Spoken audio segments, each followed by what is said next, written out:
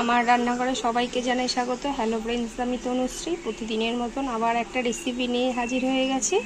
রেসিপিটা খুবই easy recipe, অনেকে করে খেয়েছো, আবার অনেকে জানো না, তারাও দেখে নাও। আজকে রেসিপি দেখো, ঝুড়ির মধ্যে আমি নিয়ে নিয়েছি একটা বাটির মধ্যে মুসুরির ডাল, কাঁঠালের দানা আর হচ্ছে ধনে পাতা। কাঁঠালের দানা দিয়েই আজকে মুসুরির ডাল বানাবো, তারই একটা রেসিপি তোমাদের কাছে নিয়ে এসেছি। আশা করি তোমরা ভালোই আছো, তোমাদের ভালোবাসায় আমিও ভালো আছি।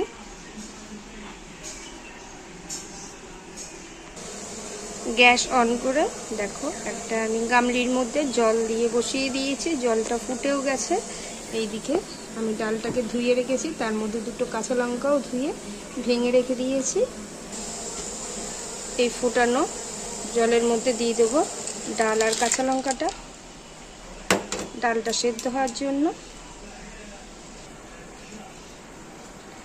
ডালের মধ্যে দিয়ে দেবো নুন, ডালটা যাতে তাড়াতাড়ি সেদ্ধ হয়ে যায় ভালো মতো। ব্যাস, ডালটা সেদ্ধ হওয়ার জন্য একটু সময় নেব।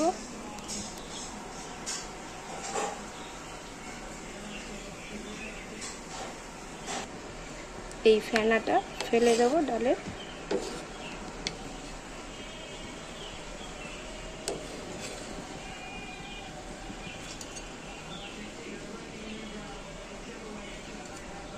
একা একা যেহেতু ক্যামেরাটা ধরে ভিডিওটা করছি, একটু অসুবিধা হতেই পারে বন্ধুরা, তোমরা পাশে থেকে একটুখানি দেখো।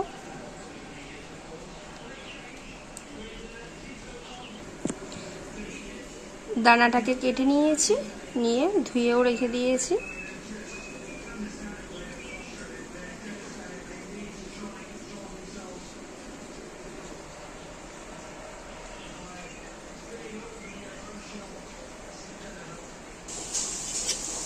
দেখো ডালটা অনেকটাই সেদ্ধ হয়ে গেছে, ফেটে ফেটে গেছে। এবার আমি কাঁঠালের দানাটা দিয়ে দেবো, কেটে রাখা, ধুয়ে রেখেছিলাম।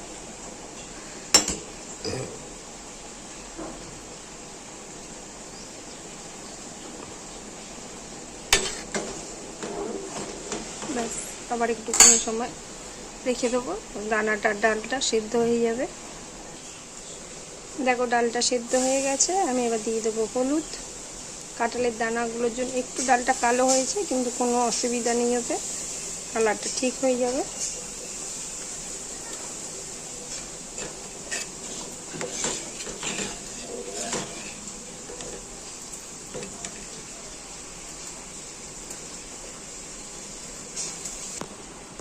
হলুদ দিয়ে আমি একটুখানি অল্প করে উষ্ণ গরম জলও দিয়ে দিয়েছি। ব্যাস, এবার আবার একটুখানি ফুটিয়ে নেবো ডালটাকে। দেখো ডালের কালারটা কিন্তু আর কালো নেই, আর ডালটা ফুটেও গেছে। এবার আমি ডালটাকে নামিয়ে নেব। খালি কড়াই বসিয়ে দিয়েছি, কড়াই গরম হয়ে গেছে, কড়াইতে দিয়ে দিলাম সরষের তেল।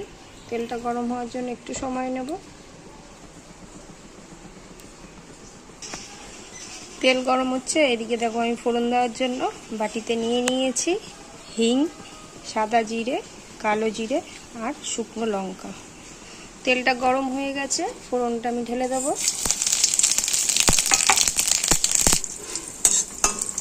ফোড়নটা ভাজা হয়ে গেছে নেড়ে ছেড়ে, এবার আমি ডালটা ঢেলে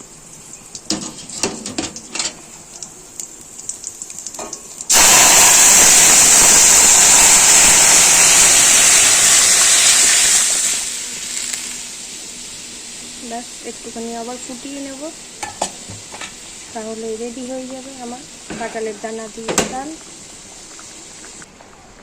ডাল সেদ্ধ হওয়ার সময় তো নুন দিয়েছিলাম, এবার স্বাদ মতন আবার একটু নুন দিয়ে দিলাম। ডালটা ফুটে গেছে, এবার আমি নামাবো। নামানোর আগে একটুখানি চিনি দিয়ে দিলাম। ব্যাস রেডি আমার কাঁঠালের দানা দিয়ে ডাল। আমি তো বলেই থাকি আমার রেসিপি বাড়িতে তোমরা করে খেয়ে দেখো, আশা করি ভালোই লাগবে।